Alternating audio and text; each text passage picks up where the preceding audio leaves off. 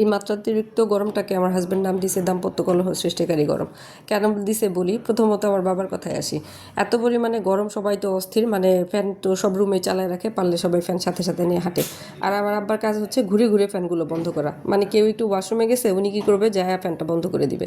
তারপর কেউ ঘুমায় আছে, সকালবেলা গিয়ে উনি ফ্যানটা বন্ধ করে দিবে, বলবে সারা রাত ফ্যানটা চলছে, ফ্যানের রেস্টের দরকার। যাই হোক, তো আম্মা তো চিল্লাই চিল্লাই, সাথে আমরা সবাই চিল্লাই।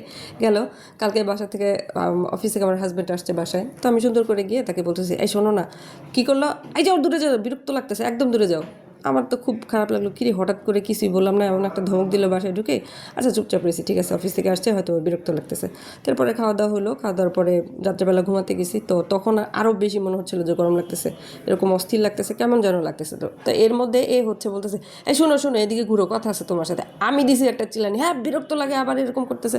তখন সে বলতেছে, দেখো আমি যে নাম দিছি দাম্পত্য কলহ সৃষ্টিকারী গরম, এমনি এমনি দিছি, ভালো কথা, কেউ কাউরে কিছুই করতেছি না, জাস্ট ডাক দিতেছি, তাতেই সবাই কেমন ছ্যাঁত ছ্যাঁত করে উঠতেছি বলো।